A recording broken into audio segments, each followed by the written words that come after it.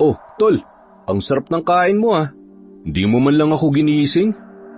Mahimbing patulog mo kanina eh. Umpo ka na. Mag-almusal tayo. Binigay lang to ng bago nating kapitbahay, si Ate Rita.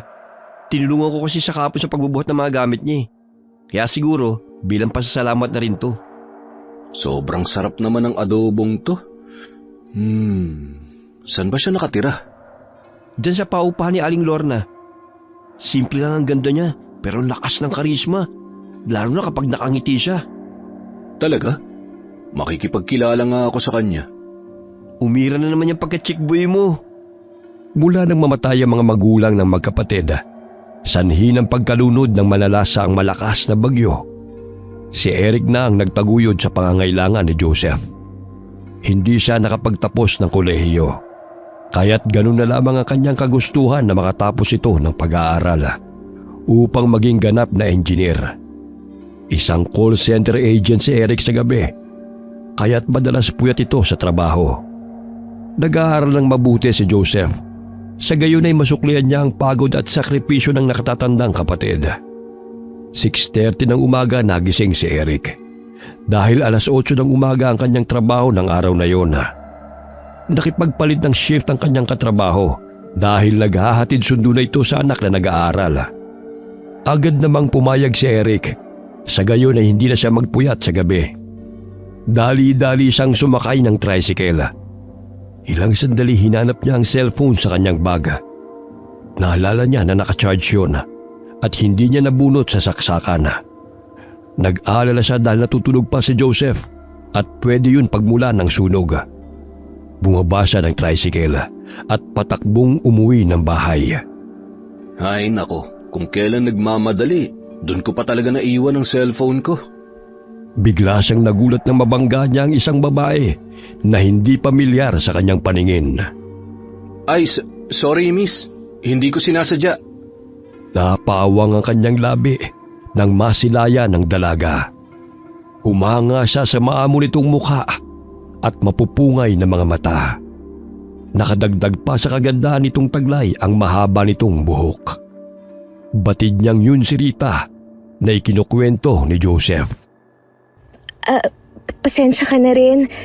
Hindi ko sinasadyang mabunggo ka. Bigla ka kasing sumulpot eh. Miss, nasaktan ka ba? Hindi naman.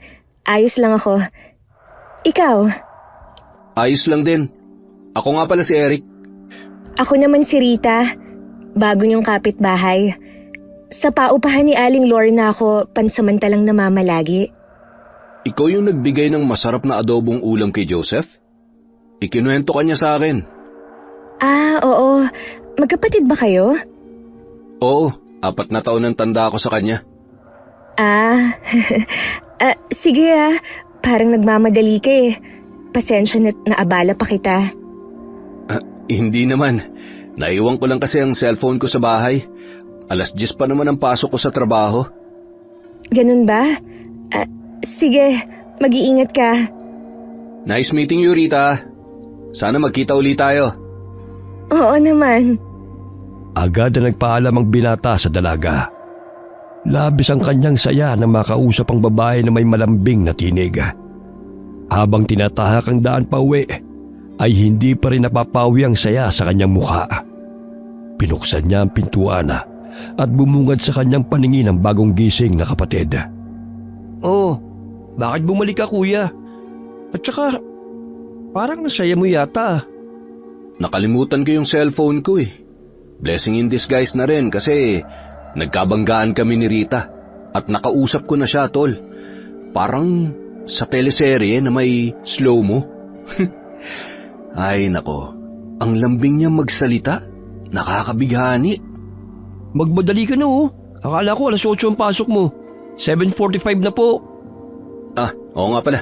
Sige, alis na ako. Aligagang tumakbo patungo ng paradahan ng tricycle si Eric.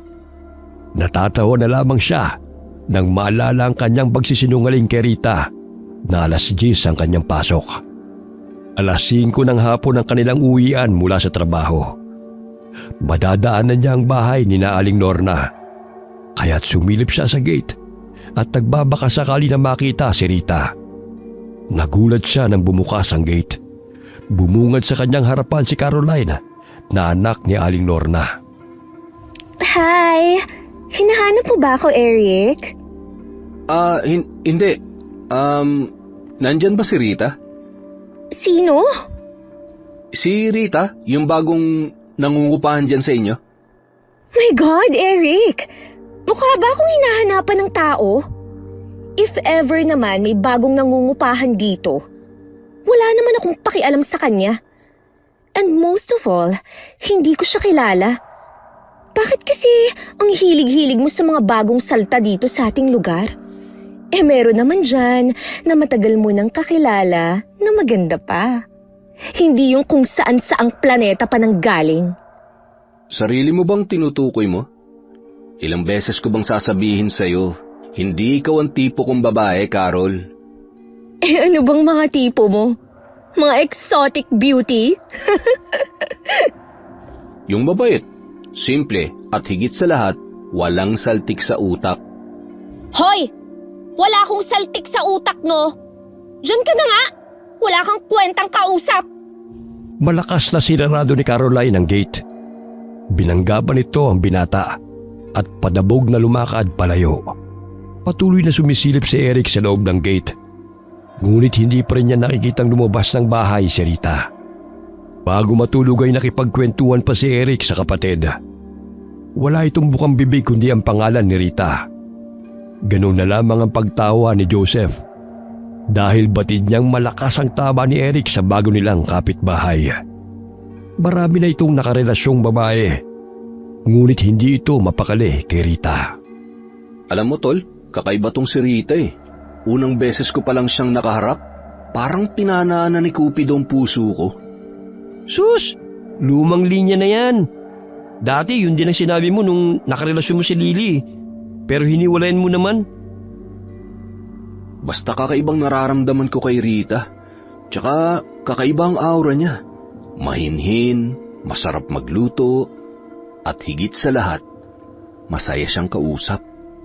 Ikaw nang bahala. Basta hinay-hinay lang ha. Baka mabaliw ko sa pag-iibig. Patutulog na ako, kuya. Maaga pa kasi ang pasok ko bukas eh. Sige, mauna ka na matulog. Mamaya na ako. Hindi pa ako dinadalaw ng antok eh. Binuksan ni Eric ang bintana upang magpahangin. 10:30 na ng gabi. Ngunit hindi pa rin siya dinadalaw ng antok. Ilang sandali may narinig siyang alulong ng mga aso sa paligid. Nakakakilabot at nakakapanindig ng balahibo. Wala na siyang nakikitang tao na gumagala sa kalsada. Maliban sa mga aso na naroon at nakatayo habang malakas na umaalulong. Sinitsitan niya upang umalis ang mga yun sa kalsada, malapit sa gate ni Aling Lorna. Maya-maya ay tumahimik ang mga aso at patakbong umalis. Ayon sa mga matatanda, kapag ang aso daw ay umaalulong, malas daw yun.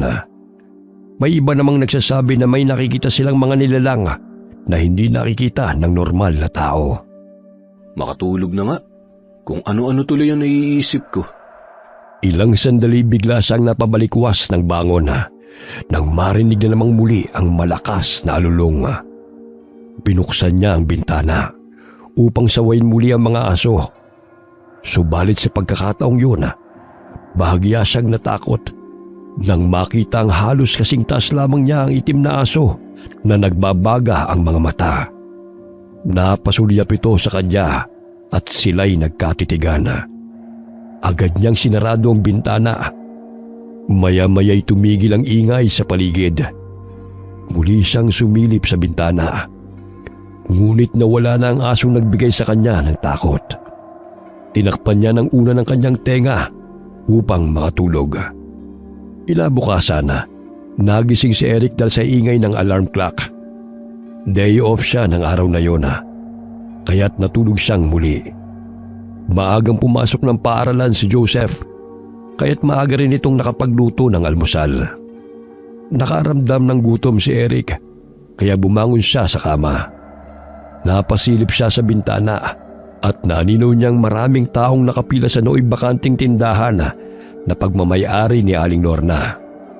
Agad siyang naghilamos at nagsipilyo bago lumabas ng bahay upang bumili ng ulam. Sapagkat palagi na lamang itlog ang niluluto ng kapatid. Napangiti siya nang makita si Rita na abala sa pagbebenta ng ulam na espesyal nitong adobo. May natira pa ba para sa akin? Buti na lang at nakaabot ka. Konti na lang oh. Ang sarap kasi ng luto mo kaya dinadagsa ng mga tao. Oh, eto para sa'yo.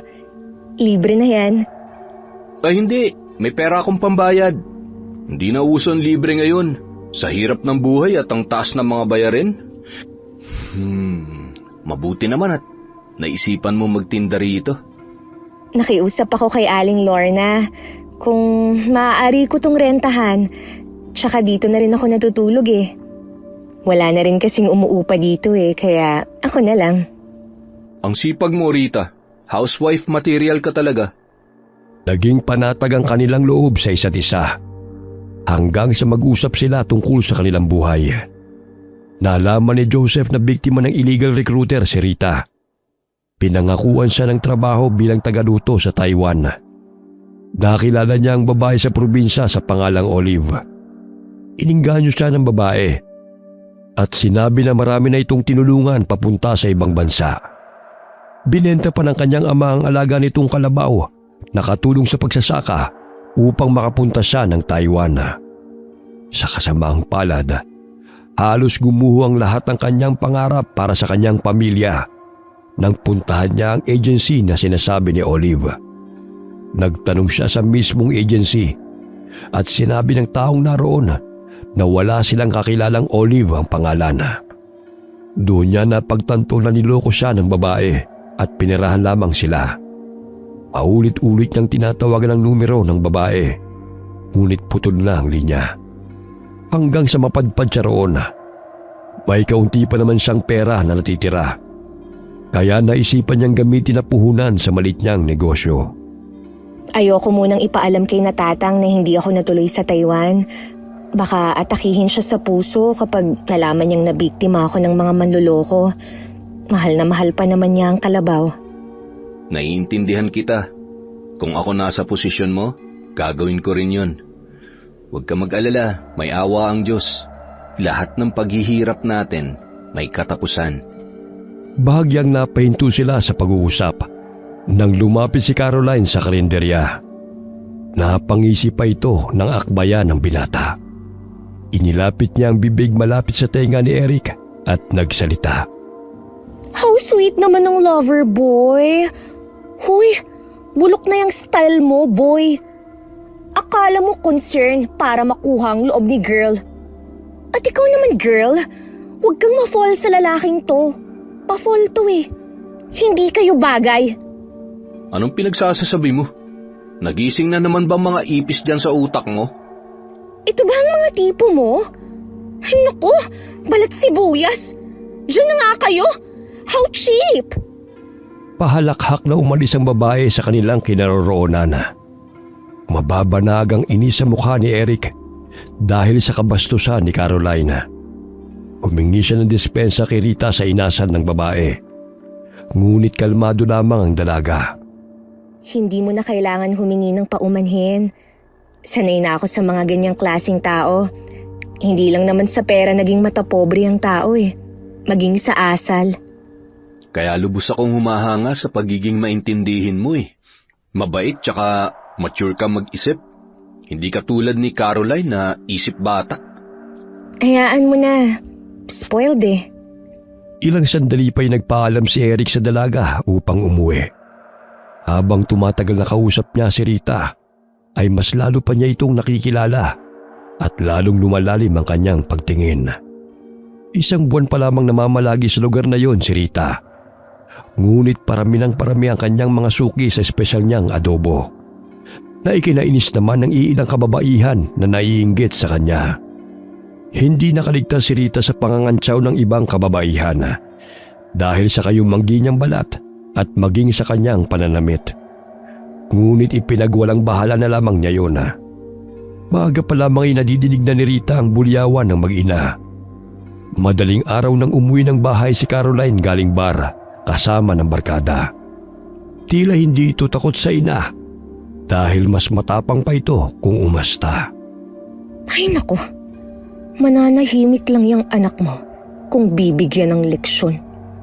Mahinang sambit ng dalaga habang tinatadtad ang mga sibuyas na sangkap.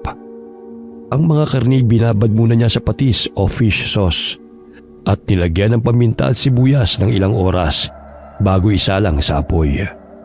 Sa gayon ay manunutang sangkap sa karne at maging malasa ito. Hindi siya gumagamit ng asin at bawang sa adobo dahil may sakit siya sa balat. Tila natutuyot na susunog ang kanyang balat sa tuwing madadampian ng asin at bawang. Kaya gumagamit na lamang siya ng alternatibong kapalit ng asin. Muli siyang napatingin sa bahay ng mag-ina nang makarinig ng mga kalabog. Pilit na kinukuha ni Caroline ang bag ng ina dahil manghihingi na naman ito ng pera. Ayaw magbigay ng ina dahil batid nito mag-alakwatsa na naman ang anak. Kailangan ko ng pera para sa projects ko. Paano ako makakapasa kung di ko yun magagawa? Teka, nung isang araw lang kita binigyan kulang pa ba yun? Para sa isang project lang yun. Remember, marami ang subjects ko. Puro ka projects na gagawin. Ang baba naman ng mga grado mo. Puro gala at alak lang naman ang inaatupag mo. Bigyan mo na nga ako para makalayas na sa pesteng bahay na to. Para umaliwalas naman yung mukha mo kung di mo ako nakikita. Bastos kang bata ka. Yan na napapala mo sa barkada. Bakit hindi mo tolaran niyang si Rita? Magkasing edad lang kayo pero ikaw pariwara ang buhay mo. Eh di magpalit ka ng anak. Puro ka na lang Rita. Wala nang tama kundi ang babaeng yan. Magsama na nga kayo. Matapos na kunin ang pera ng ina, ay inihagis niya ang pitaka nito sa sahig at agad na lumabas ng bahay. Bit-bit na naman ang bag na may laman ng iilang piraso ng damit. Saan ka na naman pupuntang bata ka? Bumalik ka rito! Hayaan mo na nga ako. Nasa tamang edad na ako. Hindi na ako bata upang ikulong mo sa bahay. Para hindi na sumakit yung ulo mo sa akin, aalis na muna ako. Doon ako sa lugar na wala ka at magagawa ang gusto ko. Mula pagkabatay naging sakit na ng ulo ni Aling Lorna si Carolina. Hindi niya may pagkakaila na may pagkukulang siya sa pagpapalaki sa anak. Isang kapitan ng barko noon ang kanyang asawa, kaya't lahat ng luho ng anak ay palagi niyang ibinibigay. Maging siya ay nalulung sa sugal. Naiwan ang anak sa pangangalaga ng biyanana kung saan na-spoiled din ito. Kaya't nang namaya pa ang kanyang asawa at biyanana, ay magkasama silang namuhay ni Carolina. Ngunit malayo ang loob nito sa kanya. Mas pinipili pa nito na makasama ang kanyang mga barkada kaysa sa ina. Lumabas ng bahay si Aling Lorna upang sundan ang anak, ngunit hindi na ito nagpapigil. Ay naku Rita, sakit ng ulo ko talaga ang batang yan. Hindi ko na alam ang gagawin ko. Uuwi rin yan pag naubos na ang pera niya. Minsan nga naiisip ko na sa kakagala niya hindi malayong mapahamak ang batang yan. Natuto na rin pag nakawan ako. Isang linggo na namalagi si Caroline sa apartment ng kanyang kaibigan. Hindi na ito pumapasok sa paaralan at puro gimmick na lamang ang inaatupag. Hindi niya namalayan na naubos ang kanyang pera sa bar. Kaya't napagpasyahan niyang umuwi kahit siya'y lasing. Hindi na siya nagpahatid sa mga kaibigan.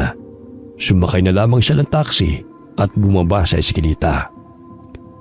Malapit lang naman ang lalakarin patungo sa kanilang bahay. 2:00 na yon ng madaling araw, kaya wala nang tao sa kalsada. Ang lakas ng tama ng alak na yun sa akin Napahinto si Caroline sa isang puno dahil sa nasusuka siya.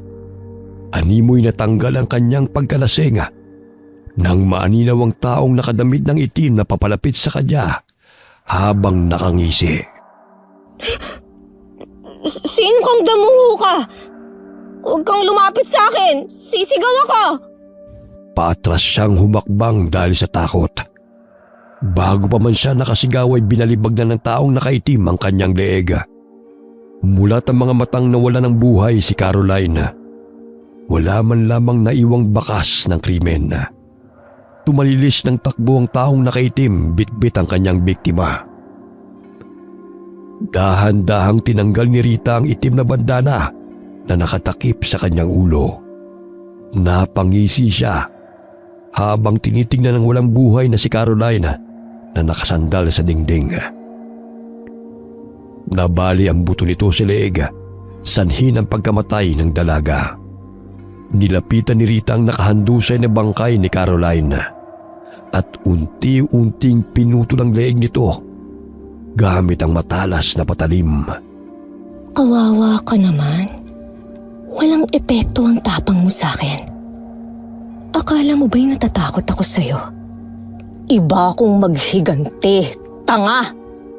Agad niyang pinakuluan ang pinutol-putol niyang bahagi ng biktima upang hindi makalikha ng mabahong amoy. Binalatan niya ang mukha ni Caroline dahil sa inis. Ito ba ang ipinagmamalaki mong makinis na balat at ganda? Nasaan na ngayon? Itim man o maputi, walang kwenta na yon sa kumukulong tubig. Nagkamali ka sa kinalaban mo. Bukas na bukas, laman ka na ng tiyan ng mga utu-utong tao. Konting drama lang, naniniwala ka agad. Lahat ng mga gamit ni Caroline ay tinago ni Rita. Maging ang cellphone SIM card nito ay sinira niya upang hindi na ito matawagan pa. Maagang nagbukas ng karinderya si Rita. Araw yun ng Sabado. Kaya't sabay na pumunta ang magkapatid sa karinderya nito. Marami nang nakapilang mga mamimili, kaya't hindi magkamayaw ang dalaga sa pag-aasikaso sa mga ito. Hay ate, parang kailangan mo yata ng tulong ah. Oo nga, maaga kami na parito dahil nakita namin na napapasabak ka na naman sa mga customer mo. Naku, ayos lang. Kaya ko to, no? Tsaka hindi naman ganun karami yung niluto ko. Tulungan ka na namin. Wala naman kaming ginagawa sa bahay eh. Umupo na lang kayo dyan at kumain. Hindi rin kasi ako sanay na may ibang taong tumutulong sa akin sa pagluluto. Medyo nadidistract ako eh. Mamaya, umiba pa ang lasa. O sige, pero pwede ba kaming tumambay muna dito? Walang problema. Huwag na kasi kayong mag-alala pa sa akin. Kaya ko ang trabahong to. Nabaling ang tingin ni Eric sa sugat sa braso ni Rita. Napansin ng dalaga ang pag-alala sa mukha ng binata. Kaya bago pa ito magtanong, ay agad na niyang sinabi ang dahilan. Nasagi kasi to sa nakausling pa ako dyan sa mesa. Maliit lang to, malayo sa bituka. Basta, ayos ka lang ha. Kung masama ang pakiramdam mo, sabihin mo sa amin. Hay, grabe talaga ang pagka-concern ni kuya. Kulang na lang talaga, manligaw. Namula ang pisngi ni Eric sa sinabi ng kapatid. Tama naman si Joseph dahil matagal na siyang may nararamdaman para kay Rita. Ngunit nahiya lamang siyang magtapat. May nakita siyang bulaklak na lumabas sa bakod ni na Aling Lorna. Dali-dali niya yung pinitas at ibinigay sa dalaga.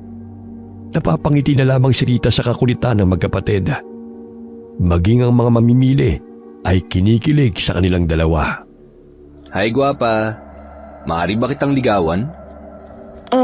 Saan mo natutunan ng salitang yan? Ni-research ko. Di ba ang ibig sabihin ng gwapa, maganda? Tumango ang dalaga, sabay na pangiti. Tinanong siyang muli ni Eric kung pwede siya nitong ligawan. Ngunit sinabi niyang hindi pa siya handa na makipagrelasyon, lalo na't hindi pa maayos ang kalagayan ng pamilya niya. Naiintindihan naman kita. Basta't maghihintay ako kung kailan ka handa. Pwede ba yan? Oo naman. Alam mo naman ang problema ko, di ba? Ano sa salita ninyong mahal kita? Palanggata ka. Palangga din kita. Napahagalpak sa tawa si Joseph dahil sa kakulitan ng kapatid. Mas kinikilig pa ito habang nakikinig sa dalawa.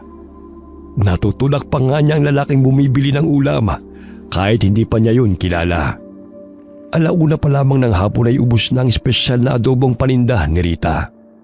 Kaya sinabi ni Joseph sa kapatid na magpaalam na sila upang makapagpahinga na ito. bahagyang nabaling ang tingin ni Joseph sa balde na naroon sa lababo. Naninaw niya ang mga buto na laman nito.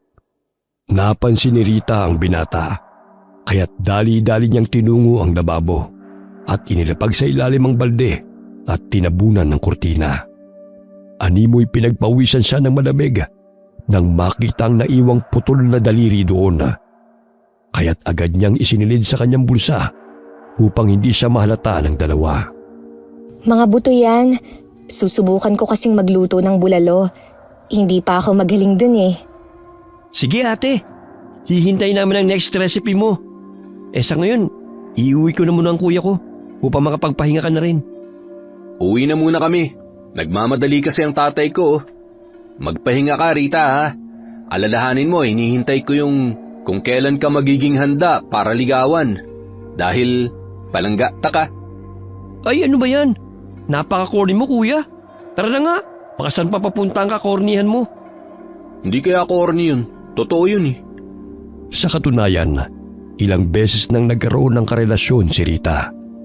Ngunit nang malaman ng lalaking kanyang iniibig ang kanyang sikreto, ay natakot ang mga ito sa kanya. Kinakailangan niyang patayin kung sino man ang magbubunyag ng kanyang lihim. Alipat-lipat din siya ng tirahan at paiba-iba ang ginamit niyang pangalan. Dahil tinutugi siya ng mga taong nakakakilala at nakakaalam ng kanyang pagkatao. Nananalaytay na sa kanyang dugo ang pagiging aswang. Kaya't hindi niya mapigilan ang pagkatakam sa dugo't laman. Ang paggawa ng espesyal na adobo na nagmula sa karne ng tao ay ang tangi niyang paraan upang hindi masayang ang karne ng mga biktima. Paraan din niya yon upang maging malapit siya sa mga tao. Hindi totoo na biktima siya ng illegal recruiter dahil ang totoo ay nagkukunwari siya bilang isang inosenteng dalaga. Aaskilay na napatingin ng 3 kababaihan sa kanya. Panay pasaring at panlalait ang kanyang naririnig sa tuwing napapadaan ng mga ito sa tapat ng kanyang karinderya. Kinakantsawan ang kanyang pananamit at negra kung siya'y tawagin. Mapaklang ngumiti siya sa 3 babae at patabog na isinara ang pinto. Kinuha niya ang balde na naglalaman ng ulo ni Caroline at tinusok-tusok ng kutsilyo ang bungo nito. Maging ang mga mata ay kinalikot niya gamit ang kutsilyo dahil sa pagkainis. Huwag kang mag-alala, Caroline. May susunod sa yapak mo. Konting araw na lang. 3 sila. Kaya marami-rami ding pagkakakitaan. Ilang sandali pa'y narinig niya ang sunod-sunod na kalabog mula sa bubungan. Lumabas siya at sinilip kung sino ang nambabato. Tumambad sa kanyang paningin ang 3 babae na bumalik at natatawang makita siya. Uyumang kamao ng dalaga habang hinahatid ng tingin ng mga babae. Natatandaan niya ang mga mukha kaya nag-isip siya ng plano kung kailan niya ito lulusubin. Malamlam ang mga matang napaupo si Aling Lorna sa bakanting upuan sa labas ng karinderya habang naguhugas ng mga kaldero si Rita. Ay nako Rita, 2 linggo nang hindi umuwi si Caroline. Nag-aalala na ako sa batang yun. Naku, magpahinga na po kayo. Mabuti na nga yun, naroon siya sa kanyang mga kaibigan upang hindi ka na niya bigyan ng sakit ng ulo. Sa tuwing pinipigilan mo siya, mas lalo kanyang binabastos. Kahit ganun ang batang yun, anak ko pa rin siya. Mahal ko siya. Pinuntahan ko na ang mga kaibigan niya pero wala na raw siya doon. Umalis siya 1 linggo na raw ang nakakalipas. Nagdadalawang isip ako kung totoo ba ang sinasabi ng kanyang mga kaibigan. Dahil noon may nagsabi na wala raw siya. Pero nalaman ko na nagtatago lang pala sa resort ng isa pa nilang kaibigan. Hindi ko na talaga alam ang gagawin ko, Rita. Sakaling tama naman ang hinala nyo, hayaan nyo na siya. Kapag nakapag-isip-isip na yon, natitiyak kong uuwi din si Caroline. Sana nga, Rita. Alam mo naman ang ugali ng batang yun. Hinagod ni Rita ang likod ng ginang at binigyan ito ng tubig upang kumalma. Ngunit lihim siyang napangisi nang napasulyap sa balding pinaglalagyan ng bungo ni Caroline. Hindi mo na makikita ang asal hayop mong anak. Nababagay lamang sa mga katulad niyang walang modo ang nangyari sa kanya. Sambit ni Rita sa kanyang isipan. Sinamahan niya ang ginang sa loob ng bahay nito upang makapagpahinga mula sa paghahanap sa nawawalang anak. Kinabukasan, hindi nagbukas ng karinderya si Rita upang siya ay makapaglinis ng karinderya. Inilalagay niya sa garbage bag ang mga buto at mga gamit ng kanyang mga biktima. Tuwing gabi niya ito tinatapon, malayo sa lugar na kanyang tinitirhan. Kabilugan ng buwan at panahon din yun ng pagtubo ng mga labong ng kawayan. Kaya't hindi matiis ni Rita ang pangangati ng kanyang katawan sapagkat may mga tanim na kawayan sa likod ng bakuran ni Aling Lorna. Papalit-palit ng anyo si Rita bilang itim na pusa o di kaya'y itim na aso. Ang tawag sa parang yun ay tigbaliw. Sa anyong aso o pusa ay bitbit ni Rita ang mga plastik na naglalaman ng mga kalansay ng kanyang biktima. Inililibing niya ito sa lupa sa loob ng gubat o kasukalan. Abala siyang nagbubungkal ng lupa gamit ang kanyang mahabang mga kuko bilang itim at malaking pusa. Hindi niya inaasahan na may nakakitang dalawang lalaki sa kanya. Pabuti na lamang ay nakailag siya nang hatawin siya ng lalaki gamit ang matalas na gunting ng hardinero. Ngunit sa pangalawang pagkakataon na pagsalaki sa kanya, tinamaan siya sa kanang binti. Kaya paika-ika siyang tumakbo palayo mula sa mga taong humahabol sa kanya.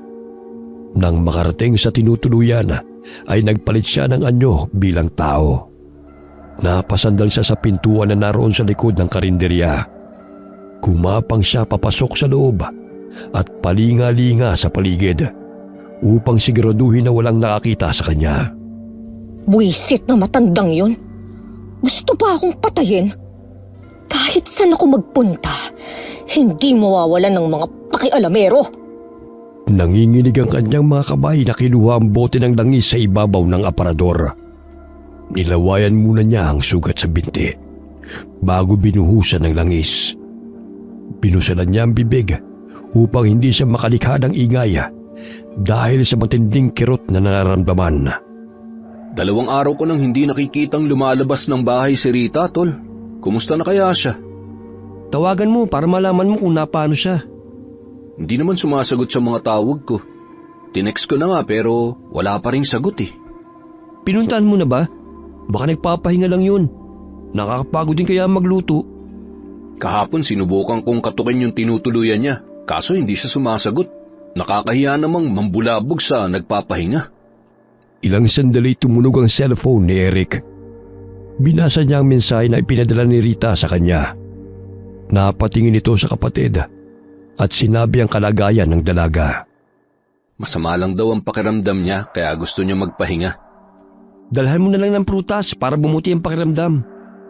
Tamang-tama, may latunda na saging akong binili kagabi. Mabuti na lang at hindi mo nakita. Kung nagkataon, nangalahati na yun. Grabe ka naman. Hindi naman ako ganun katakaw. Hindi ba? Tara na nga. Puntahan na natin si Ate Rita para maibigay na natin yan. Mami, ubusin ko pa yan eh. Magkasamang tinungo na magkapatid ang tinutuluyan ni Rita. Kumatok sila sa pintuan at hinintay na sila'y pagbuksan. Napakakulit ng magkapatid na to. Kung hindi lang ako nagtitimpi, matagal ko na silang pinaslang. Nagsuot ng mahabang palda si Rita hanggang talampakan upang hindi mapunan na magkapatid ang sugat niya sa kanyang binti. Pilit niyang kinukubli ang sakit na nararamdaman sa tuwing hinahakbang niya ang mga paa. Pinagbuksan niya ang magkapatid at nakipag-usap ng maayos. Good morning sa inyo. Masama pa rin ba ang pakiramdam mo? Gusto mo samahan muna kita rito? Wag na. Okay na ako. At saka mainit dito. Ayoko namang pagpawisan ka. Baka ikaw naman ang magkasakit. Huwag ka mag-alala ate. Sala niya si kuya na pawisan. Di ba kuya?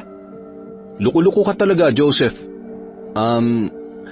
Puwera biro, Rita. Baka gusto mo nang makakain o may gusto kang ipabili. Sabihin mo lang, ibibili ka namin. Wala naman. Napagod lang siguro ako. Ilang araw din kasing sunod-sunod ang luto ko eh. Kung gusto mo, sa bahay ka na magpahinga para maalagaan kita. Ayos lang ako rito, Eric. Ayoko nang mang-abala pa sa inyo. Ay, baka makalimutan ko. Ito pala ang saging ate. Para sa'yo. Ay, salamat. Sapat na sa akin to. Huwag niyo na akong alalahanin. Tulog lang ang kailangan ko. Tawagin na lang kita, Eric, pag may kailangan ako. Sige, magpahinga ka na lang ulit. Tawagan mo ako pag kailangan mo ng tulong, ha? Umalis ang magkapatid at hinayaan na lamang si Rita. Batid nilang gusto lamang itong magpahinga. Nanibago sila sa inasal ng dalaga na halos itaboy na sila nito. Ilang sandali nakasalubong nila si Aling Lorna sa daan at nakibalita tungkol kay Caroline. Aling Lorna, kamusta na po yung paghahanap niyo kay Carol? Hindi ko pa siya nakikita. Lahat ng posibleng puntahan niya itinungo ko na. Lahat ng kilala kong barkada, kaklase, o sino man ang sinasamahan niya pinagtanungan ko na. Pero wala pa rin. Ipagbigay alam na kaya natin sa alagad ng batas. Kilala niyo naman ang batang yun. Puro lakwat siya. Sa tingin ko nga'y nagtanan na yun eh. Sige po, magtatanong-tanong po kami sa mga kakilala namin. Baka nakita nila si Caroline. Napakasutal kasing babae. Uli kong nakita yan, halos lalaki ang kasama. Kaya humihingi ako ng tulong sa inyo na mahanap ang batang yun. Makakaasa po kayo, Aling Lorna. Salamat sa inyo ha. Sige, mauna na ako. Magsisimba pa ako. Sige po, mag-iingat po kayo. Nakikinig sa usapan ng tatlo si Rita. Kaya't namutawi ang inis sa kanyang mukha. Ibinato niya ang saging sa mesa. Dumagdag pa ang kirot ng sugat sa kanyang binti sa tuwing siya'y kumikilos. Kahit ano pa ang gawin niyo, hindi niyo na muling makikita ang walang modong si Caroline. Sapagkat lahat kayo ay kumain sa kanyang laman. Napapangising sambit ng dalaga sa kanyang isipan. Muli siyang nahiga sa kama at ipinikit ang kanyang mga mata. Nakaramdam na siya ng pagkainis sa magkapatid dahil magiging sanhi ito ng kanyang problema balang araw. Isang linggo ring na mahinga si Rita bago muling nakapagbukas ng karinderya. Napapangiti na lamang siya nang makita ang dalawang babae na napadaan sa tapat ng kanyang karinderya. Tinawag niya mga ito at inalok ng libreng adobo. Mga miss, maaari ko ba kayong makausap? Matagal ko na kayong nakikitang dumadaan sa aking karinderya, ngunit hindi pa kayo nakakatikim ng aking luto. Free taste para sa magagandang dilag. Nagkatinginan ng dalawa at napapayag ni Rita ang mga ito na lumapit sa kanya. Binigyan niya ng 2 mangkok ng ulam at kanin ang 2 babae. Dumating si Aling Lorna, kaya't maging ang ginang ay kanya ring pinaghain. Kain lang ng kain, libre lang yan. Sa susunod may bayad na. Masarap magluto tong si Rita. Bakit ba kasi doon pa kayo sa malayo bumibili?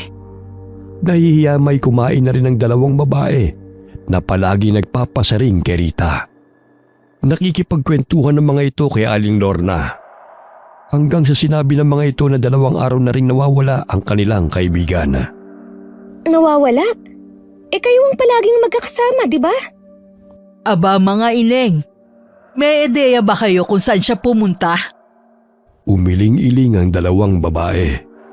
Nilakasan ni Rita ang apoy sa sinasalang niyang karne upang mas lumambot yun at napapangisi ng nakakaloko. Sige, kain lang kayo ng kain. Ang hinahanap nyo'y sinusubo nyo na ang laman. Akala nyo ba'y mapapalampas ko ang panlalait nyo sa akin? Sambit ng dalaga sa kanyang isipan.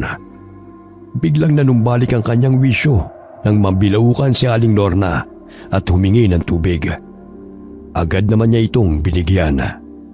Dahan-dahan naman, Aling Lorna. Marami pa rito, oh. Pasensya na't naparami ang subo ko, mga ineng. Hindi kaya may gumagalang mga kidnapper sa ating lugar? Marahil yun din ang dumukot sa aking anak. Naisumbong niyo na ba sa mga pulis ang pagkawala ng kaibigan niyo? Para maidagdag nila sa listahan ng mga nawawala. Maaaring sindikato nga ang may kagagawan kung wala sila sa mga kaibigan o kamag-anak. Naipablatter ko na rin sa istasyon ng pulis si Caroline. Biglang naputol ang kanilang pag-uusap nang may dumating na pulis at hinahanap si Aling Lorna. Agad na tumayo ang ginang at lumapit sa may katandaang pulis. May ipinakita itong litrato sa ginang. Biglang lumamlam ang mga mata nito at umago sa mga luha sa kanyang pisngi. Bakit, Aling Lorna? Ano pong nangyari? Rita, gamit to ng anak ko. Natatandaan ko na ang bag na ito iniregalo ko sa kanya noong nakaraang taon. Baka may kaparehong bag lang. Hindi ako nagkakamali na ito ang bag na pagmamayari ni Caroline dahil pinalagyan ko pa yan ng disenyo. Napabuntong hininga si Rita at kinakabahang napaupo. Ayon sa kapulisan, ang bag na natagpuan ay pinaglagyan ng mga buto ng biktima. Nakita rin sa loob ng bag ang ID ni Caroline. Tinangay ng aso ang bag nang mahukay nito sa lupa. Nagkataon na may mga taong nakakita ng mga buto at bungo, kaya't agad ay pinagbigay alam sa kanila. Naalala ni Rita na hindi niya nabaon ng maayos ang bag na yun dahil may nakakita sa kanya na dalawang matanda. Nakasisigurado po ba kayong buto ni Caroline nang natagpuan? Sinabi ng mga pulis, upang makasigurado ay kinakailangan nilang magpa-DNA. Halos mawalan ng malay si Aling Lorna sa kakaiyak dahil nasisiguro niya pagmamayari ni Caroline ang bag na yon. Maging ang dalawang babaeng naroon ay sumama sa mga kapulisan upang ipagbigay alam din ang nawawala nilang kaibigan. Mag-iingat po kayo, Aling Lorna. Aligagang hinahalo ni Rita ang sinasalang na adobo. Sabay na nagsasalita. Hindi may kubli ang galit at pangamba na kanyang nararamdaman. Hindi nila malalaman na ako ang may kagagawan. Lalo na't napakalayo ang pinagtapunan ko ng mga buto ng babaeng yun. Sisiguraduhin ko na mababaliw kayo sa kakaisip kung sino ang salarin. Mabuti na tinutulungan ko pa kayo sa pagpuksa sa mga masasamang tao eh. Nagulat si Rita nang tawagin siya ni Joseph. Pilit siyang napangiti sa binata at kinausap niya ito. Mabuti na ba yung pakiramdam mo? Mamaya mabinat ka niyan. Oo. Halika, kumain ka muna. Sorry ate, hindi ako pwedeng kumain ng karne ngayon eh. Mamaya fasting ko para sa laboratory ko bukas. Ganun ba? Sige, sa susunod ka na lang bumawi sa pagkain.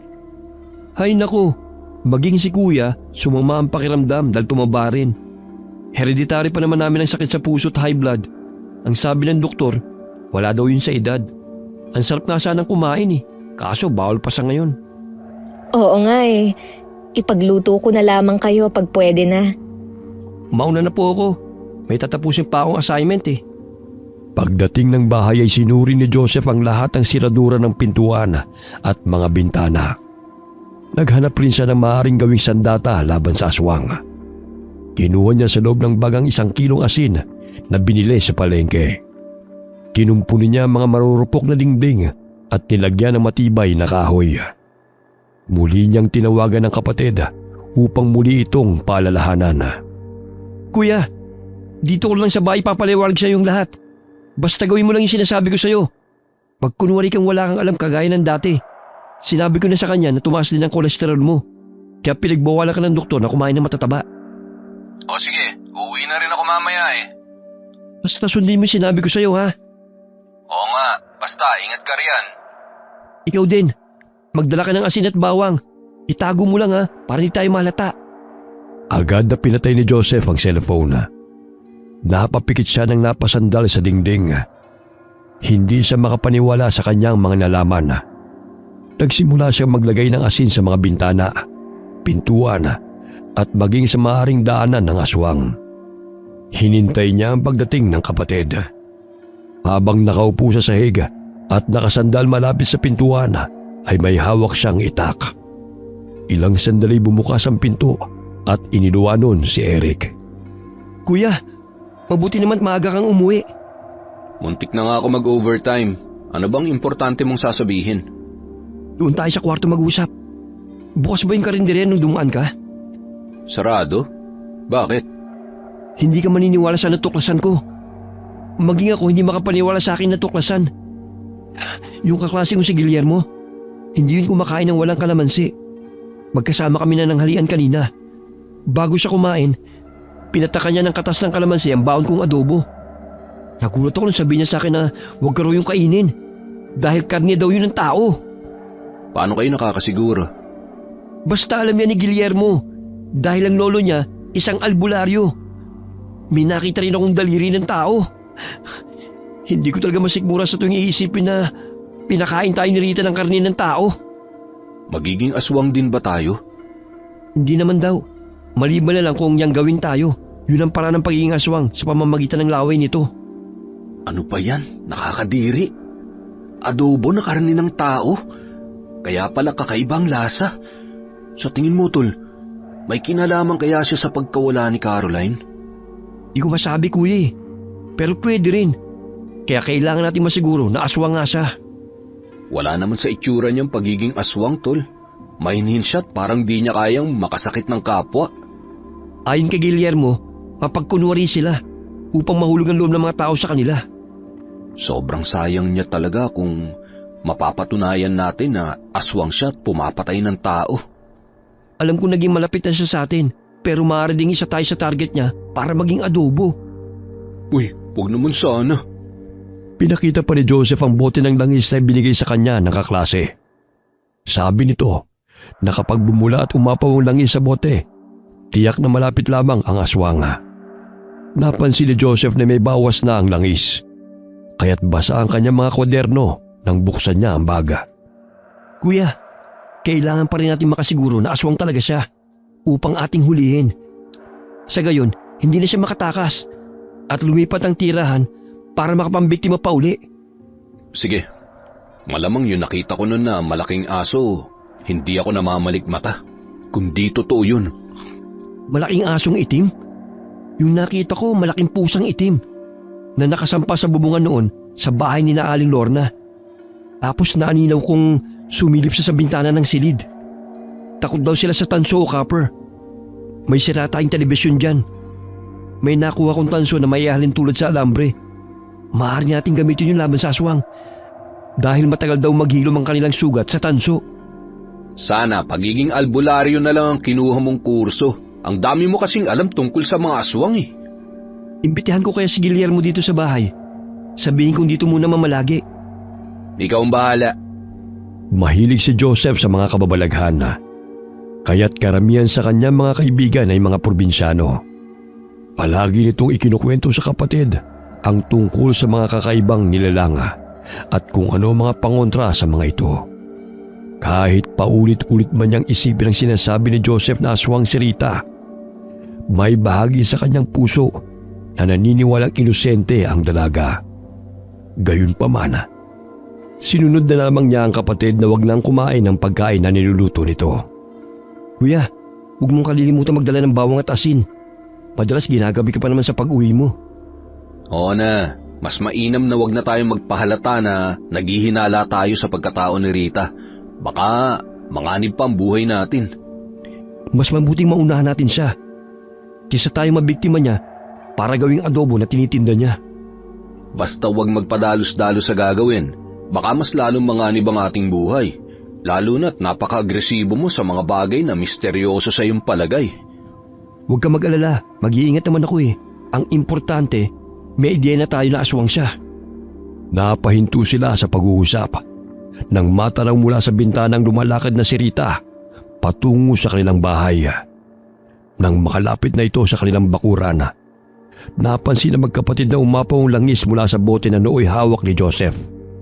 Nakikita mo ba yan, kuya? Kumpirmadong aswang nga siya.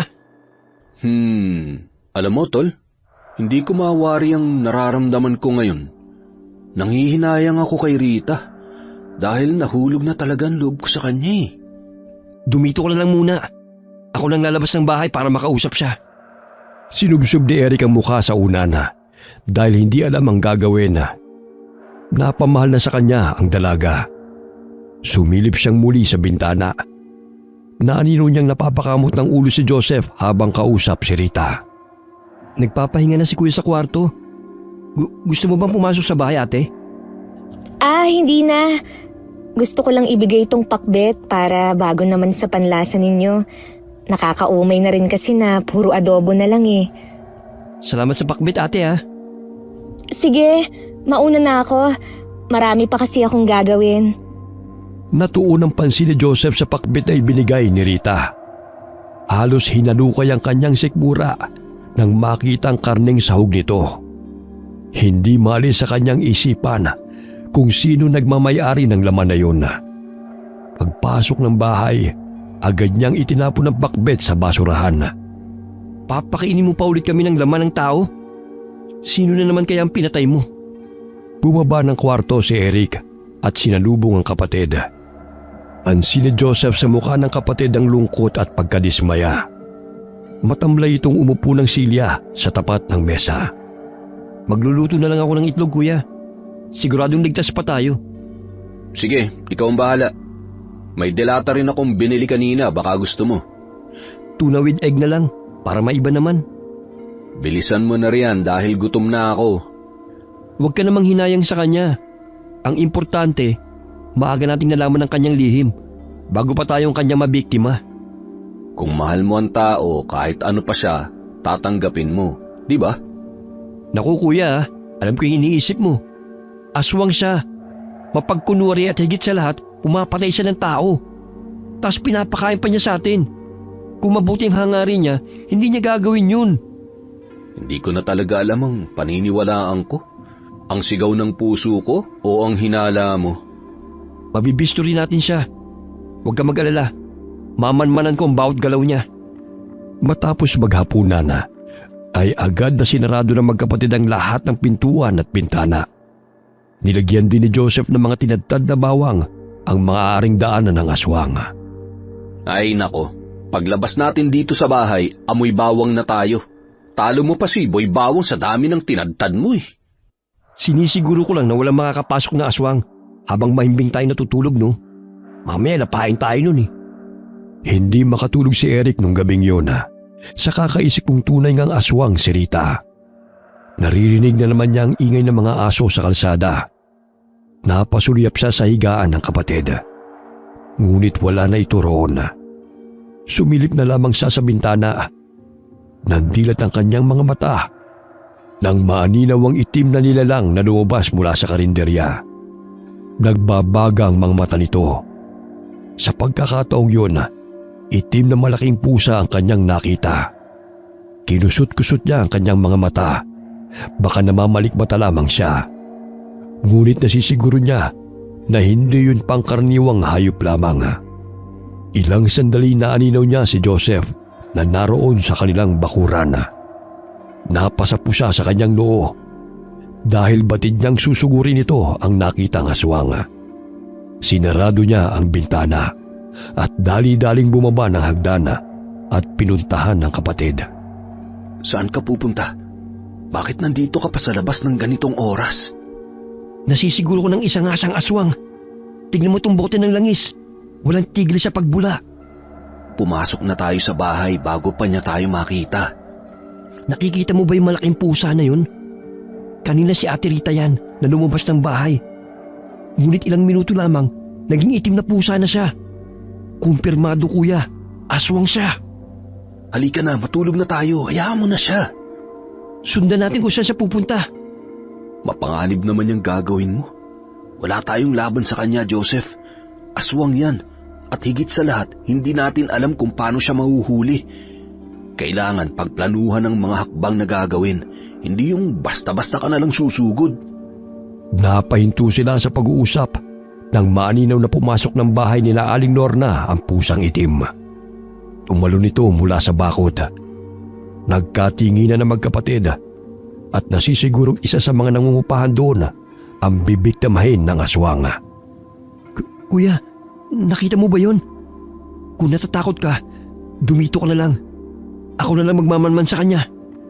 Ay nako, umiral na naman ang katigasan ng ulo mo. Sasamahan na nga kita, baka kung mapano ka pa. O siya, ito yung bawang at asin. Gumawa na rin ako ng patalim na may tanso. Winelding ko pa yun kanina. Basta huwag ka magdadalawang isip na saktan siya kung susugurin ka niya. Hindi siya yung babaeng pinapangarap mo, kundi isa siyang kampo ng dyablo. Dahan-dahan silang lumabas ng bakuran at tinungo ang bahay at paupahan ni Aling Lorna.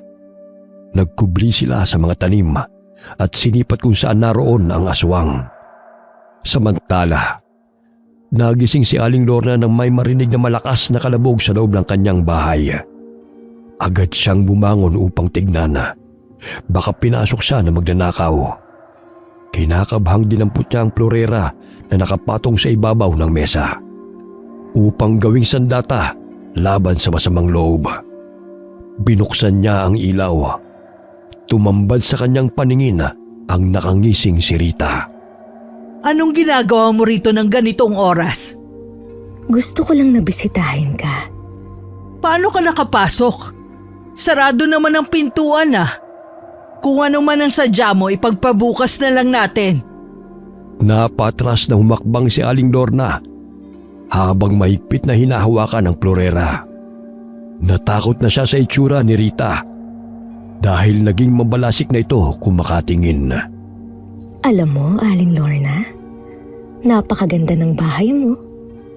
Kaya nga lang, nag-iisa ka na lang sa buhay.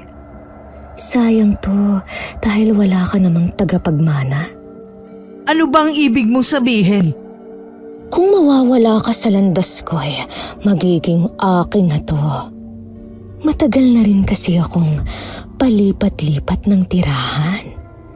Nakakapagod na rin.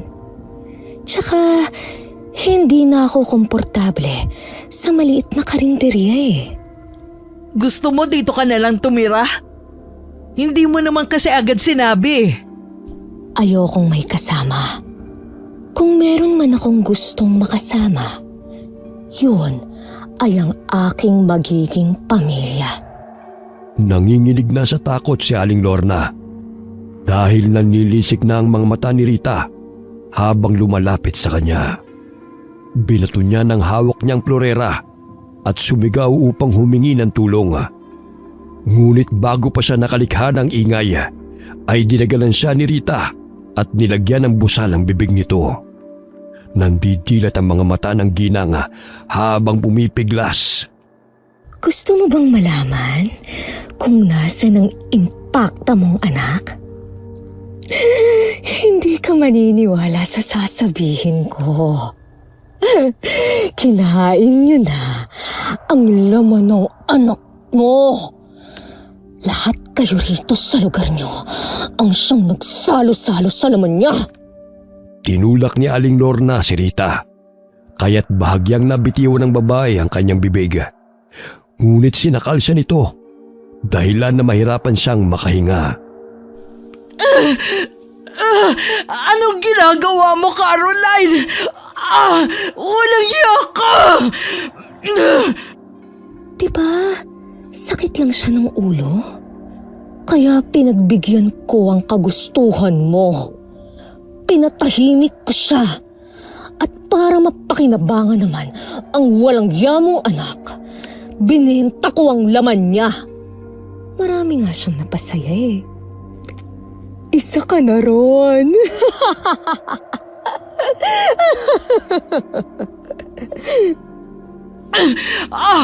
Bitiwan mo ako, hayop ka! Mapapasakin ang bahay na to kung mawawala ka sa aking landas. Unti-unting nagbago ang anyo ni Rita bilang isang malaking pusa. Lumabas ang matatalim niyang ngipin at nakausli ang dalawa niyang pangil. Binuka niya ang kanyang bibig upang sakmalin si Aling Lorna. Subalit naantala ang paglapa ng aswang sa kanya nang marinig nito ang boses ni Joseph na tumatawag. Mula sa sliding window, kitang-kita ni Joseph at Eric ang nakadagang aswang na pusa kay Aling Lorna. Marami ng galos ang ginang at may malalim na sugat sa binti nito. Sanhi ng pagbaon ng matatalim na kuko ng aswang. Gamit ang flower pot, binasag ng magkapatid ang sliding window upang tulungan ang ginang. Inis na tumakbo ang pusang aswang patungo sa bintanang dinaanan nito. Kaya nitong isiksik ang sarili upang makadaan kahit sa maliit na siwang ng bintana. Dali-daling pumasok ang magkapatid upang tulungan si Aling Lorna. Nakatakas siya, Tol! Halika muna, tulungan natin si Aling Lorna upang makabangon. Aray! Ang mga sugat ko! Dahan-dahan lang, Tol. Mukhang malalim ang sugat ni Aling Lorna sa binti. Aswang si Rita! Siya ang pumatay kay Caroline! Gusto rin niya akong patayin para mapasakan niya ang bahay na to!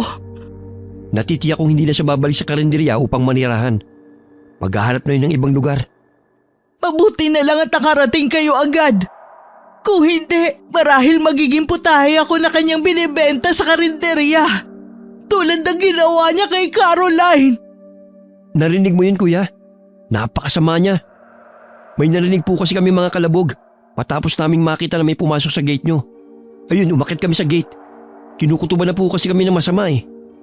Tahimik lamang na nakikinig sa kwento ng ginang si Eric habang ginagamot ang sugat ng ginang. Lumabas ng bahay si Joseph upang habulin ang aswang. Ngunit nawala na ito sa kanyang paningin. Palinga-linga siya sa paligid upang siguraduhin na hindi pa ito nakakalayo. Nagsaboy siya ng asin sa labas ng bahay ni Aling Lorna. Sa gayon ay hindi na bumalik ang aswang na si Rita. Kung kailan papatayin ko ng babaeng yun, tsaka pa kayo nakialam na magkapatid. Pwes, kayo ang isusunod kong maging putahe na tudumugin ng mga tao. Kumaripas ito ng takbo palayo sa naturang lugar. Nasisiguro niyang hahanapin siya ng magkapatid at ni Aling Lorna. Sa likod ng bahay ni Aling Lorna, naroon ang 5 kwartong pinapaupahan. Kaya't hindi siya narinig ng mga nangungupahan. Nanatili ang magkapatid sa bahay ng ginang hanggang sa sumapit ang umaga. Kinakailangan na madala sa ospital si Aling Lorna dahil sa malalim ang mga sugat nito. Pagdating sa ospital, sinabi na lamang ng ginang sa doktor na naaksidente siya dahil batid niyang hindi naman siya paniniwalaan ng doktor kung sasabihin niyang kagagawan yun ng aswang. Maraming salamat sa inyo. Utang ko sa inyo ang buhay ko. Huwag niyo pong isipin yan, Aling Lorna. Magpahinga na lamang po kayo.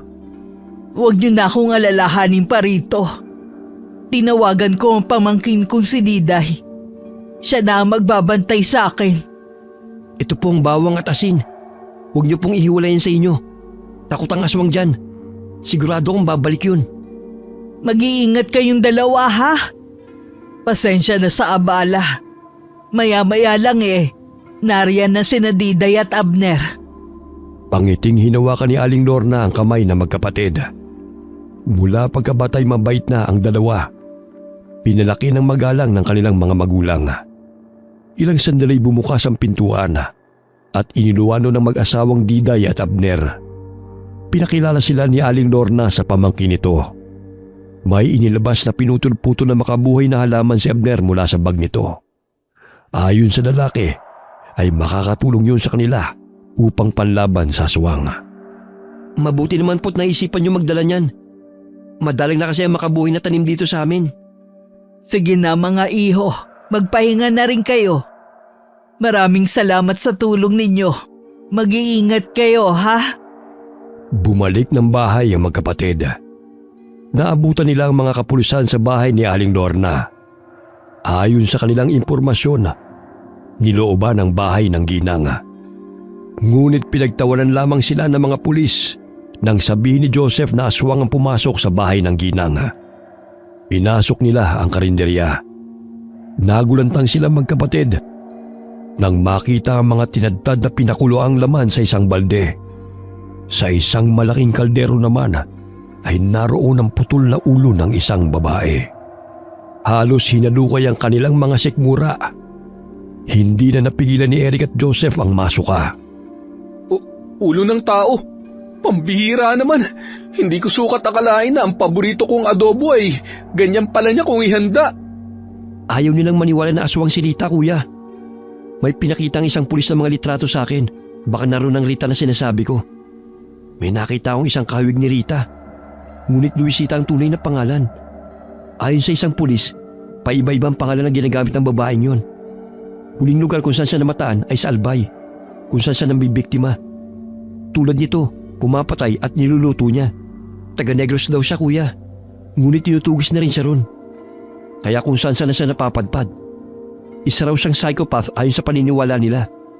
Hindi sila naniniwala na aswang si Rita, kuya. Tulad ng ating nakita. Hayaan mo na muna mga kapulisan, tol. Gusto kong magkapit, magpahinga. Parang ang sama ng pakiramdam ko. Sige, gusto ko na rin matulog. Inaantok na rin ako. Pagdating ng bahay, ay agad na nilagyan nila ng pinutol na makabuhay na halaman ang bawat bintana at pintuan. Bago tinungo ang kwarto upang magpahinga, kinandado nila ng mabuti ang pintuan at mga bintana sa takot na balikan sila ni Rita. Gusto mo ipagluto kita ng mga kain? Wala pa akong ganang kumain. Ipagtimpla mo na nga lang ako ng kape. Kanina ka pa hindi kumakain. Mag-aalas 12 na oh. Wala akong gana. Ayaw pang tumanggap ng pagkain ng sikmura ko. Lalo na't nakita ko yung ulo ng mga karne sa balde. Ikaw ang bahala. May tinapay pa naman dun. Yun na lang ang kainin mo. Isabay mo sa kape. Mula noon ay naging pihikan na ang magkapatid sa pagkain. Palaging gulay at pritong isda na lamang ang kanilang kinakain. Maging ang mga putahing may sarsa hindi magawang kainin ni Eric. Dahil sa tuwing nakakakita siya doon, ay nandidiri siya at pumapasok sa isip niya na karne yun ng tao. 9:00 na ng gabi hindi pa umuwi si Eric dahil kinakailangan niya mag-overtime. Kaya tinawagan siya ni Joseph dahil sa pag-aalala sa kapatid. Hindi bale, may inilagay naman akong asin at bawang sa bag ni kuya. Sapat na yun para hindi siya lapitan ng aswang. Ilang sandali may narinig siyang mga kalabog na nagmumula sa kanilang bubungan. Inilapag niya ang hawak na soldering iron sa mesa at napatigil sa kanyang ginagawang patalim na may tinunaw na tanso. Alam mo, mahihirapan ka na makapasok ng bahay. Huwag ka na mag-aksaya ng panahon mo. Dahil sa makabuhay na halaman, asin at tinadtad na bawang na inilagay sa bawat sulok ng bahay, ay nahirapan ang aswang na makapasok. Hindi sa lahat ng oras ay magkukubli ka sa bahay mo. Kung hindi dahil sa pangingialam ninyong magkapatid, di sana'y namumuhay na ako ng masagana ngayon. Pahihirapan ko kayong dalawa! Animoy napapaso siya sa tuwing pinipilit niyang makapasok ng bahay dahil sa mga pangontra na inilagay ni Joseph. Bahagya siyang pumalahaw na may matalim na bagay siyang naapakan sa bubong. Paika-ika siyang palipat-lipat sa bubungan ng mga kabahayan upang makalayo. Hindi niya masikmura ang baho ng sariwang bawang na sumasama sa ihip ng hangin. Maging ang makabuhay na halaman at asin ay nagbibigay sa kanya ng pangangati sa katawan. May isang lalaking naglalakad sa kalsada. Nandilat ang mga mata nito na magtama ang kanilang paningin. Mababanag ang takot sa mukha ng lalaki dahil batid niyang hindi pangkaraniwang pusa ang kanyang nakita. Kaya't sumigaw siya ng malakas upang humingi ng tulong. Nakaagaw ng atensyon sa mga tawang malakas na sigaw ng lalaki. Kaya't lumabas ang mga ito sa kani-kanilang mga tahanan. Itinuro ng lalaki ang malaking pusa. Kaya't maging ang mga ito ay kumuha ng patalim upang tugisin ang aswang na sinasabi ng lalaki at nakikita nilang papalayo. Lumabas ng bahay si Joseph nang marinig ang ingay na nagmumula sa labas ng bahay. Naabutan ni Eric ang mga nag-uumpukang mga tao. Naanino niya ang kapatid na kausap si Mang Juanito at ibang kalalakihan. Kaya't lumapit siya sa mga ito. Tol, Ano nangyari? Bakit ang daming tao? Hinahabol nila yung pusang aswang. Nasisiguro kung si Rita yun na bumalik. May nakakita sa kanya eh. Kaya nga lang nakatakas siya dahil mabilis itong tumakbo. Kaya kinakailangan natin mag-ingat. Marahil maghihiganti yun sa atin. Tingin ko nasugatan siya eh. Dahil may mga patak ng dugo sa ating bakuran. May mga nilagay kasi ako mga pinausling pako at patalim na gawa sa tanso na ibinigay sa akin ni Guillermo. Ibig sabihin dito siya sa bahay nang galing? Huwag ka mag-alala kuya. Hindi siya makakapasok. Dahil sa dami ng pangontra na inilagay ko. Ang ibig kong sabihin, binabalik-balikan niya tayo. Paano kung makasalubong o abangan niya tayo sa daan? Anong gagawin natin? Sadyang malakas ang aswang kumpara sa ating mga tao. Kaya nga huwag mong ihiwalay sa katawan mo yung mga pangontrang ibinigay ko sa'yo. Anumang oras maging handa ka na makipaglaban sa kanya. Umuwi na tayo, tol. Sumakit tuloy ang ulo ko. Tahimik na pumasok si Eric sa bahay. Kahit na kinakausap siya ng kapatid, ay tanging tango lamang ang tugon nito. Pasyado siyang naapekto nang malaman niya ang tunay na pagkatao ni Rita.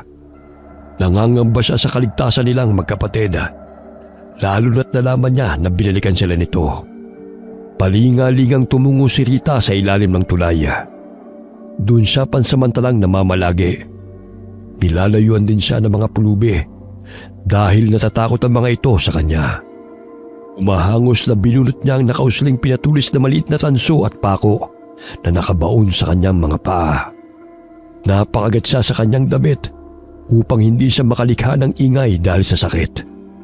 Lintik ka talaga, Joseph! Kinagalit mo ako! Pwes, pagsisisihan mo ang pangingialam niyo sa akin! Alam kong kahinaan mo ang kapatid mong si Eric. Tingnan ko lang kung hindi ka matatala sa gagawin ko sa inyong magkapatid! Galit na sambit ni Rita. Tumingala siya sa bilog at maliwanag na buwan. Maya-maya'y kinuha niya ang bote ng langis at ipinahid sa kanyang sugat. Kasabay nun ay pinahiran niya ng kanyang laway. Bagamat hindi kagad gumaling ang kanyang sugat dahil nasugatan siya ng tanso. Ilang araw siyang hindi nakali sa ilalim ng tulay upang magpagaling. Naaninaw niya ang mga batang lansangan at naisipan na yun na lamang ang lantakan upang maibsan ang kanyang gutom. Ngunit hindi niya inaasahan na sasabuyan siya ng asin nang sumigaw ang isang bata na isa siyang aswang. Hoy! Hindi ako aswang! Mga walang ya kayo, tigilan niyo yan! Mga walang mata! Imbis na tumigil ay pinagtulungan siyang batuhin ng mga bata. Ilang sandali pa'y kumaripas ng takbo ang mga bata palayo. Nabukulan si Rita ng tamaan ng bato ang kanyang noo. Kaya't dumagdag sa kanyang galit ng makapang malapot na dugo sa kanyang noo. Kapag gumaling na ang sugat ko, kayo ang isusunod kong papatayin! Kahit kailan mga pasaway talaga kayong mga batang lansangan! Lumipas ang ilang linggo. Unti-unting naghilom ang sugat ni Rita. Hindi na muna siya bumalik sa lugar na tinitirhan ng magkapatid. Batid niyang inaabangan din ng mga tao ang kanyang pagbabalik. Namutawi ang nakakalokong ngiti sa kanyang labi nang maisip ang plano na kanyang gagawin. Naghanap ng abandonadong gusali kung saan siya muling mananatili. Ilang araw din niyang inaabangan ng magkapatid sa daan at inalamang oras ng pag-uwi ng mga ito. Ilang araw na rin ginagabi sa pag-uwi si Eric dahil sa pagbabago ng schedule sa trabaho. Napangisi si Rita nang makita ang binata na mag-isang naglalakad sa madilim na daan. 9:30 na yun ng gabi, kaya't madalang na lamang ang naglalakad sa kalsada. Tamang-tama, nag-iisa ka. Mas mahina ka kesa sa napakakulit mong kapatid.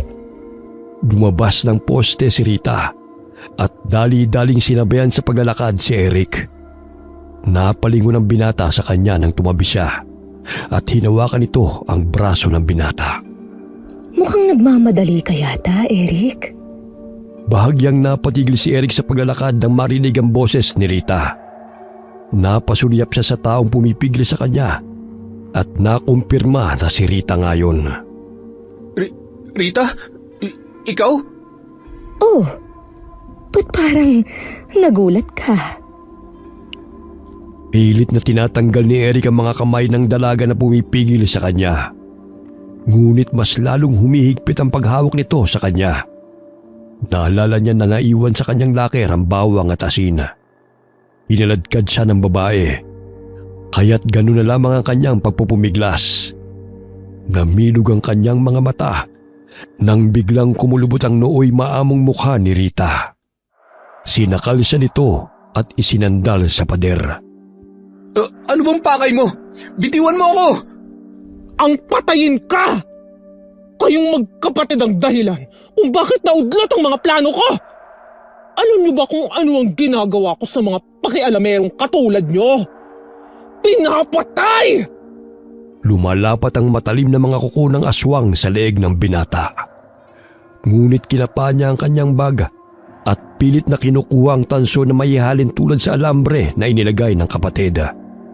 Buong lakas niyang ipinulupot yun sa leeg ng aswang na si Rita at hinila ng mahigpit. Kaya't bahagya siyang nabitiwan ng aswang na makaramdam ito ng sakit. At nagkaroon siya ng pagkakataon na makatakas. Walang yakang lalaki ka! Nagtigbaliw si Rita bilang malaking aso at mabilis na tumakbo upang habulin siya. Bahagyang napatra si Eric nang harangan siya nito. Sa tulong ng liwanag ng buwan, naaaninaw niya ang mabangis na itsura ng aswang. Tumutulo pa ang laway nito habang papalapit sa kanya. Ibinuka ng aswang ang bibig nito upang sakmalin si Eric. Ngunit malakas na ungol ng malaking aso ang kanyang narinig nang iminulat niya ang kanyang mga mata. Layuan mo ang kuya ko! Kampo ng kadiliman! Malakas na itinarak ni Joseph ang tansong patalim sa tagiliran ng asong aswang. Nanginginig ang katawan na napaupo sa lupa si Eric.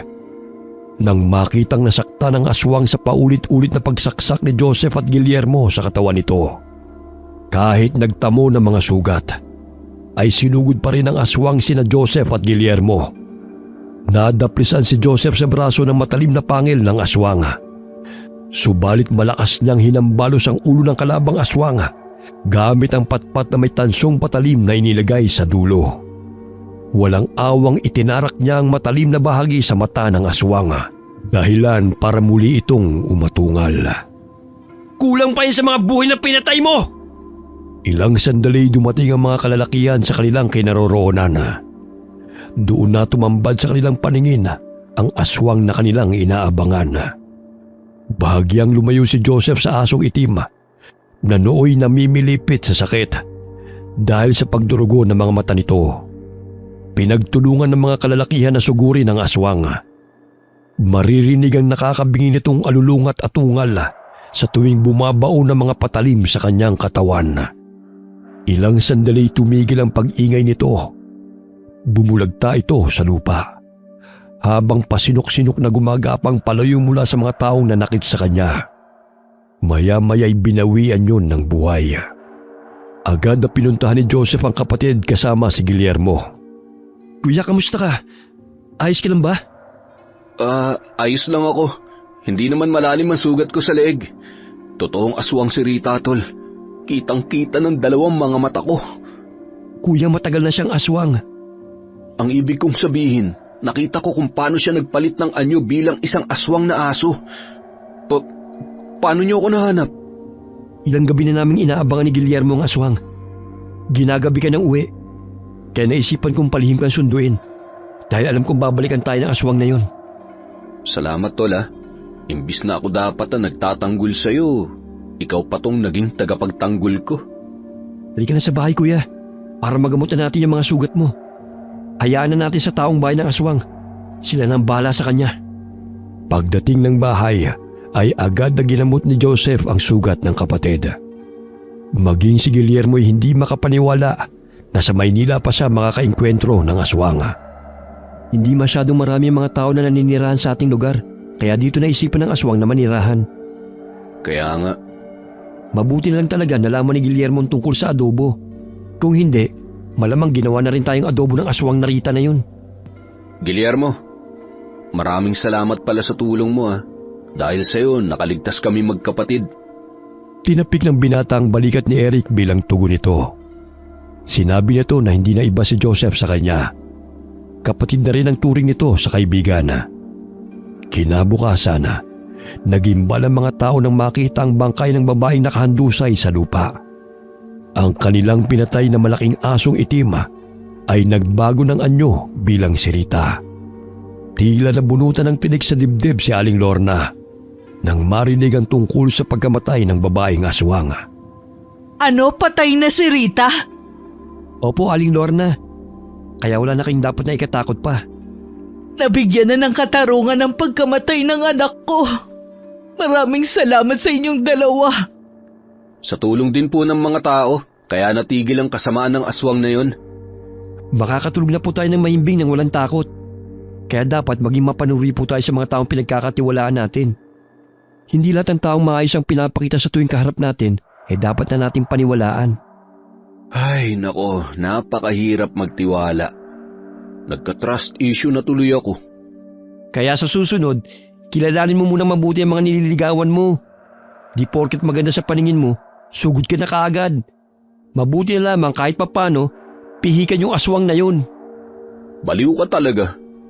Pumasok muna kayo sa bahay. Nagluto ako ng chop suey. Nagkatinginan na magkapatid. Tiwala sila na masarap ang luto ni Aling Lorna. Kaya't sumunod sila sa ginang kasama ng kaibigan nilang si Guillermo.